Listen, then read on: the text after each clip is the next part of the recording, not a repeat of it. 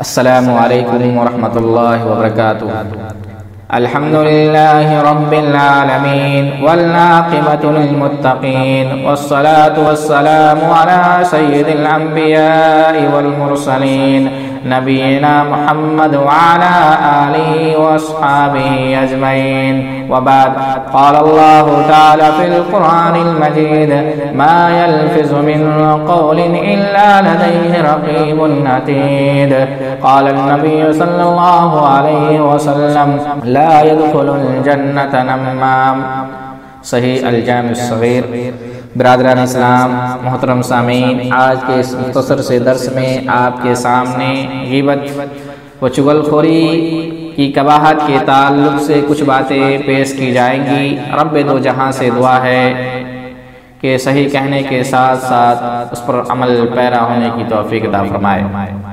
محترم سامعین، اس روئے زمین پر زندگی بسر کرنے والا ہر فرد بشر اختلاف و انتشار کے ایسے دور سے گزر رہا ہے جہاں آپسی نظام شدت پسندی نے معاشرے میں بے چینی کی سیاہ چادر تان رکھی ہے۔ تنقید و تفتیش، جاسوسی اور تعصب پرستی نے ایک پرسکون ماحول میں زہریلی ہوا جاری کر دی ہے جس نے معاشرے کو تباہ و برباد کر دیا ہے۔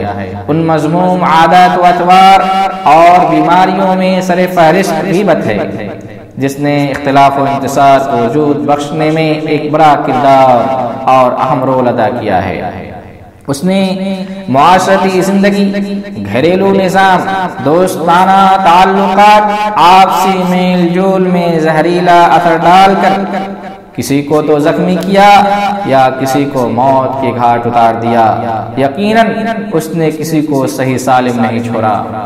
جب ہم اپنے معاشرے، اپنے سوسائٹی کا جائزہ لیتے ہیں، اپنے سماج پہ نظر دوڑاتے ہیں تو ہمارے سماج اور معاشرے کے اندر یہ غیبت عام ہو چکی ہے۔ چھوٹی سی چھوٹی تکلیف پر ہم ایک انسان کی گھنٹوں برائیاں کرتے ہیں اور جا بجا لوگوں سے اس کی غیبت کر کے دل کی بھڑاس نکالتے ہیں۔ یہ تو دنیا کی تکلیف ہے اور یہ چھوٹی تکلیف ہے جسے ہم غیبت کر کے اپنے دل کو ٹھنڈک پہنچاتے ہیں۔ کچھ لوگوں کی زندگی کا مقصد ہی دوسروں کی غیبت کرنا ہے۔ ہمیں جان لینا چاہیے غیبت کا انجام بہت ہی برا اور بھیانک ہے۔ تو سب سے پہلے آئیے ہم جانتے ہیں غیبت کسے کہتے ہیں۔ سیدنا ابو ہریرہ رضی اللہ تعالیٰ عنہ حدیث کے راوی ہیں، بیان کرتے ہیں کہ رسول اکرم صلی اللہ علیہ وسلم نے فرمایا اتدرون ما الغیبہ، کیا تم جانتے ہو غیبت کیا ہے؟ صحابہ کرام رضوان اللہ علیہم اجمعین نے عرض کیا اللہ اس کے رسول ہی بہتر جانتے ہیں۔ تو آپ صلی اللہ علیہ وسلم نے فرمایا ذکرک اخاک بما یکرہ، غیبت یہ ہے کہ تم اپنے بھائی کے بارے میں ایسی بات کرو جسے وہ ناپسند کرتا ہو۔ آپ صلی اللہ علیہ وسلم سے صحابہ کرام نے سوال کیا کیا وہ بات اس بھائی کے اندر موجود ہو تب بھی وہ غیبت شمار ہوگی؟ تو آپ صلی اللہ علیہ وسلم نے فرمایا اگر وہ بات اس میں موجود ہو جو تو نے کی ہے تو تو نے اس بھائی کی غیبت کی، اگر وہ بات اس میں موجود نہیں ہے جو تو نے اس کے بارے میں بیان کی ہے تو تو نے اپنے بھائی پر بہتان باندھا ہے۔ اسلامی بھائیوں، غیبت ایک کبھی فعل ہے۔ غیبت کی قباحت کا اندازہ اس بات سے لگایا جا سکتا ہے، قرآن کریم میں اللہ رب العالمین نے اس عمل کو اپنے مردہ بھائی کا گوشت کھانے کے مترادف قرار دیا ہے۔ اللہ رب العالمین سورہ حجرات کے اندر ارشاد فرماتا ہے وَلَا يَغْتَبْ بَعْضُكُمْ بَعْضًا أَيُحِبُّ أَحَدُكُمْ أَن يَأْكُلَ لَحْمَ أَخِيهِ مَيْتًا فَكَرِهْتُمُوهُ وَاتَّقُوا اللَّهَ إِنَّ اللَّهَ تَوَّابٌ رَحِيمٌ۔ اور تم میں سے کوئی بھی کسی کی غیبت نہ کرے۔ کیا تم میں سے کوئی اپنے مردہ بھائی کا گوشت کھانا پسند کرے گا؟ تم اسے تو ناپسند کرتے ہو اور اللہ سے ڈرتے رہو، یقیناً اللہ رب العالمین توبہ قبول کرنے والا، رحم کرنے والا ہے۔ اسلامی بھائیوں، قرآن کریم اور احادیث رسول سے صاف طور پر پتہ چلا غیبت، چغل خوری حرام اور کبیرہ گناہ ہے اور یہ بہت ہی برا فعل ہے۔ غیبت کی قباحت یہ ہے کہ غیبت کرنے والا اپنے بھائی کی غیر موجودگی میں اس کی عزت و ناموس پر حملہ کرتا ہے اور اس کی دل آزاری کرتا ہے۔ اور غیبت یہی ہے کسی آدمی کا تذکرہ اس طور پر کیا جائے جو اسے ناپسند ہو، یہ تذکرہ خواہ الفاظ میں ہو یا اشارہ کنایہ میں ہو۔ جا بجا اللہ رب العالمین نے اور نبی کریم صلی اللہ علیہ وسلم نے اپنے فرامین کے ذریعے اسے منع فرمایا ہے، اور غیبت کرنے والا شخص کبھی جنت میں نہیں جا سکتا۔ حضرت حذیفہ رضی اللہ تعالیٰ عنہ حدیث کے راوی ہیں، بیان کرتے ہیں رسول اکرم صلی اللہ علیہ وسلم نے بیان فرمایا، لا يدخل الجنت نمام، چغل خور جنت میں نہیں جا سکتا، کبھی وہ جنت میں داخل نہیں ہو پائے گا۔ چغل خوری سے مراد یہاں یہ ہے کہ ایک کی بات دوسرے تک پہنچانا اور اسے جھوٹ کا مرچ مسالہ لگا کر بیان کرنا تاکہ ان دونوں بھائیوں کے درمیان لڑائی و فساد برپا ہو جائے۔ ایسے شخص کو عربی میں قطات بھی کہتے ہیں۔ اللہ کے نبی صلی اللہ علیہ وسلم کی حدیث ہے، لا يدخل الجنت قطات، چغل خور غیبت جو لوگ کی برائیاں ٹٹولنے والا جنت میں داخل نہیں ہو سکتا۔ چغل خوری کا انجام بہت ہی برا ہے، چغلی کھانا کافروں کا فعل ہے، مومنوں کا کام نہیں۔ اللہ رب العالمین قرآن کے اندر ارشاد فرماتا ہے، حماد مشاء بنمیم، بہت عیب جو یا غیبت کرنے والا اور چغل خوری کے ذریعے سے فساد برپا کرنے والے کی بات آپ کبھی نہ مانیے۔ اس لیے اس کے انجام کو سمجھنی چاہیے اور نبی کریم صلی اللہ علیہ وسلم کے فرامین پر غور کرنی چاہیے۔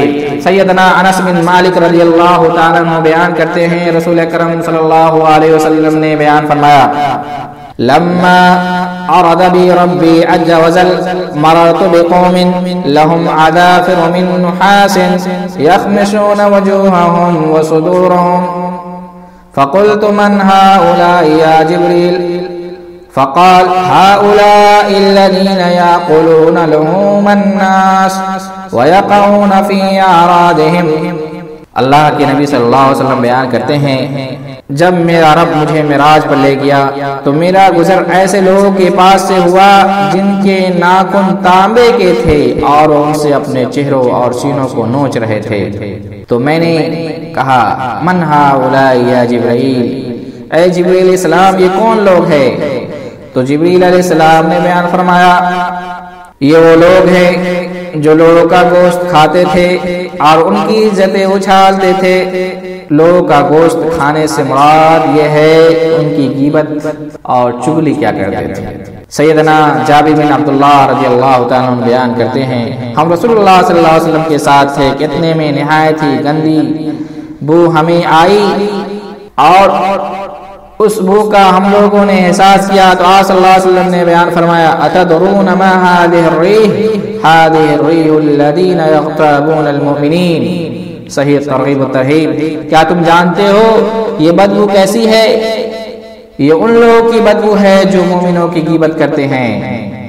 سیدنا عمرو بن عاص رضی اللہ تعالیٰ عنہ کے بارے میں قول منقول ہے، جو اپنے ساتھیوں کے ہمراہ ایک مردہ خچر کے پاس سے گزرے تو فرمایا، آدمی اس کو پیٹ بھر کر کھا لے، یہ اس کے لیے اس بات سے بہتر ہے کہ وہ کسی مسلمان بھائی کا گوشت کھائے، یعنی اپنے مسلمان بھائی کی غیبت کرے۔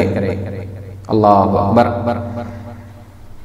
جب کسی مجلس میں، کسی دوست و احباب میں، ہمارے معاشرے میں، ہمارے سماج کے اندر کسی کی غیبت ہو رہی ہو تو ہمیں روک لگانی چاہیے۔ اسے اپنی زبان کے ذریعے ہو یا اپنے ہاتھ کے ذریعے ہو اسے منع کرنی چاہیے۔ امام نووی رحمہ اللہ بیان فرماتے ہیں، جو شخص غیبت سنتا ہے اس پر لازم ہے کہ وہ غیبت کرنے والے کو منع کرے، اگر وہ زبانی کلامی روکنے سے باز نہ آئے تو اسے ہاتھ سے روکے، یعنی اس پر سختی کرے، اور اگر وہ اس سے بھی نہ روکے تو اس مجلس سے اٹھ کر چلا جائے۔ اللہ اکبر۔ غیبت آج ہمارے سماج اور معاشرے میں یہ عام ہے، جب ہم دوست یا کسی مجلس کے اندر بیٹھتے ہیں تو چند لمحوں میں بھی کسی بھائی کی یا کسی دوست کی غیبت شروع ہو جاتی ہے، اور اس سے ہم باز نہیں آتے، اور اس کو ہم عام بات شمار کرتے ہیں، جبکہ ہم نے قرآن کریم کو پڑھا، نبی کریم صلی اللہ علیہ وسلم کے فرامین کو پڑھا، اور وہ باتیں ہمیں سنائی گئی، ہم نے سنا لیکن عمل کی توفیق نہیں ہوئی، اس کے انجام بد کو بھی ہم نے سن لیا، یہ کبیرہ گناہ ہے۔ انسان کو سوچ سمجھ کر بات کرنی چاہیے، اگرچہ جس کی بات کی جا رہی ہے وہ وہاں موجود نہیں ہے، وہ نہیں سن رہا ہے، لیکن وہ اللہ رب العالمین جس نے ہم سب کو پیدا کیا ہے وہ سن رہا ہے اور ہمیں دیکھ بھی رہا ہے، ہماری حرکات و سکنات پر اس کی نظر ہے، اور اللہ رب العالمین کے فرشتے ہمارے اوپر موجود ہے جو ہماری ہر بات کو لکھ رہے ہیں، ہماری ہر باتیں نوٹ کی جا رہی ہے۔ اللہ رب العالمین کا ارشاد ہوتا ہے ما يلفظ من قول الا لديه رقیب عتید، انسان کی زبان سے کوئی بھی بات نکلتی ہے تو فرشتے اس کو فوراً لکھ لیتے ہیں، ہمارے اوپر فرشتے موجود ہیں، اس کے انجام سے ہم واقف ہے کہ ہمیں ایک دن مرنا ہے، میدان محشر میں حاضر ہونا ہے، اور وہاں ہمیں نام اعمال دی جائیں گی، انسان وہاں نفسی کے عالم میں شرمندہ ہوگا، اس لیے اس انجام کو یاد کر کے یہاں دنیا میں اس سے باز آ جائیں، اور اس بھیانک انجام سے، اس برے فعل سے رک جائیں۔ اللہ رب العالمین سے دعا ہے کہ الہ العالمین ہم سب کو اس کی توفیق عطا فرمائے۔ رب دو جہاں جب تک ہمیں اس دنیا کے اندر زندہ رکھے، دین اسلام پر زندہ رکھے، جب ہمارا خاتمہ ہو تو خاتمہ بالخیر ہو۔ اقول قولی ھذا واستغفر اللہ لی ولکم ولسائر المسلمین فاستغفروہ انہ هو الغفور الرحیم۔ السلام علیکم ورحمۃ اللہ وبرکاتہ۔